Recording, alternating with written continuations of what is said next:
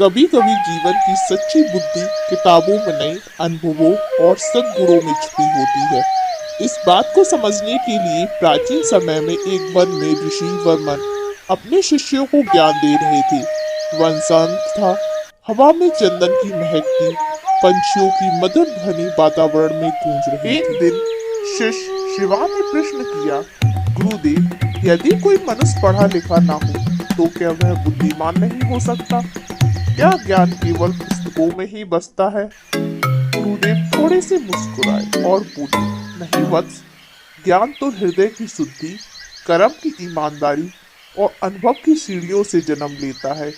पढ़ाई आंखें खोलती है, पर ईमान मन को रोशन करता है। शिवा अभी भी संतुष्ट न दिखा। उसने कहा, गुरुदेव, क्या आप कोई इसका उदाहरण बता सकते हैं? ऋषि ने आंखें बंद की और हल्की सांस ली और बोले, तो सुनो सवा, मैं तुम्हें आज एक अनपढ़ व्यापारी की कथा सुनाता हूँ, जिसने बिना किसी अक्षर पहचाने जीवन के सबसे कठिन गणित का हल सवाल किया। मालवा प्रांत में एक हरिवन नाम का सुंदर गांव था। गांव में मिट्टी की खुशबू, सरसों के पीले खेत, आम के बगीचे, तालाब में नहाते बच्चे, यह सब देखकर मन प्रसन्न हो जाता था। उसी गांव में राम नाम का एक अनपढ़ रहता था। कभी स्कूल जाने का अवसर ही नहीं मिला। बचपन में ही पिता चल बसे थे और माँ को घर चलाने के लिए खेतों में मजदूरी करनी पड़ती थी। लेकिन राम में एक गुण था, निर्मल हृदय और ईमानदार स्वभाव। धीरे धीरे उसने गांव के हाट बाजार में एक छोटी सी किराने की दुकान शुरू की। उसकी दुकान बड़ी नहीं थी, पर स्वच्छ और व्यवस्थित थी। वह लिखना पढ़ना नहीं जानता था, इसलिए हिसाब वह मन में रखता और ग्राहकों को सही तौल देता। लोग कहते, अरे राम तो अनपढ़ है, पर वही लोग जब खरीदारी करते तो कहते, पर ईमानदारी में इसका कोई सानी नहीं। गांव में कई प्रकार के लोग रहते थे, किसान, बढ़ाई, बुनकर, सुनार और व्यापारी।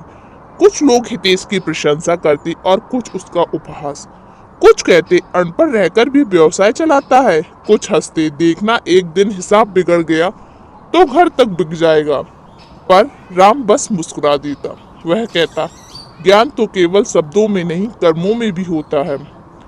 एक वर्ष बरसात बहुत कम हुई, फसलें सूख गई, गांव में संकट छा गया। लोगों ने दुकानों से खरीदारी कम कर दी, व्यापार घटने लगा।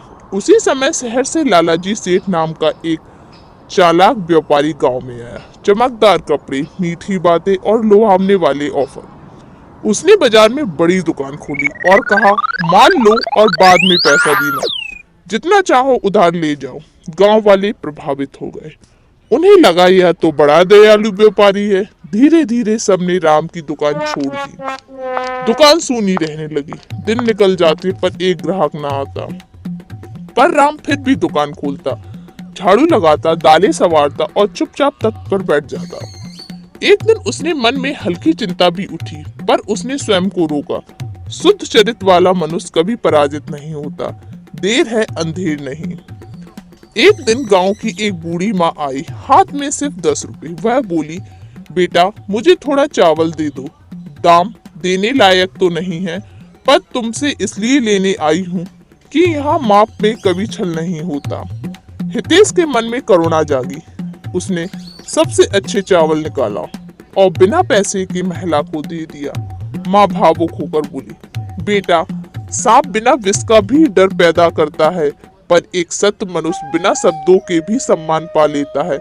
तू सत्य में अड़िग रह, ईश्वर तेरा भाग बदल देगा। उस दिन राम की आंखों में चमक आ गई। उसकी आत्मा फिर दृढ़ हो गई। लालची सेठ का व्यापार कुछ महीने तक खूब चला, पर उधार तो उसने दिलाया था, वसूली कौन करता? एक एक करके वह अपने लोगों के दरवाजे भेजने लगा।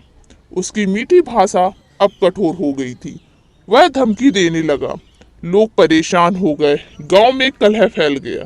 लोग उसकी दुकान जाने से डरने लगे। धीरे धीरे उसका असली चेहरा सबके सामने आ गया। लोगों ने समझा मीठे जाल में फंसना आसान है, पर ईमान का रास्ता कठिन होने पर भी सुरक्षित है। उसी समय राज्य में एक सरकारी अधिकारी गांव में आया। उसे गांव के लिए विश्वसनीय अनाज आपूर्तिकर्ता की आवश्यकता थी। उसने गांव के लोगों से पूछा, यहाँ कौन सा व्यापारी भरोसेमंद है? गांव वालों ने एक साथ कहा, राम। अधिकारी उसकी दुकान पहुंचा। वह सादा, शांत और विनम्र बैठा मिला।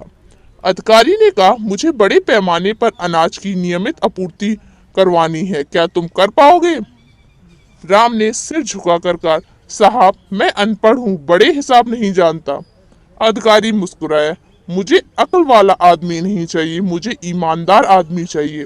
हिसाब सिखा देंगे, चरित्र नहीं। उस दिन से राम की दुकान पूरे गांव की सरकारी आपूर्ति केंद्र बन गई। राम का व्यापार बढ़ता गया, दुकान बड़ी हुई, फिर गोदाम बना, फिर सहायक आए और फिर नए व्यापारी जुड़ गए।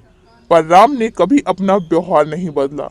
वह वही सरल मुस्कान वाला, वही साफ तौल देने वाला, वही दयालु व्यक्ति रहा।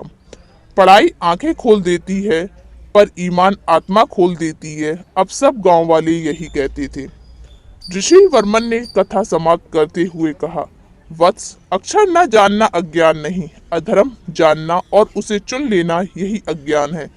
जीवन में दो ही धन सबसे बड़े होते हैं, धैर्य और सत्य। जो इन्हें धारण करता है उसका मार्ग स्वयं प्रकाश बन जाता है। शिष्य शिवा ने सिर झुका लिया। उसने समझ लिया, ज्ञान पुस्तकों में नहीं, मन की पवित्रता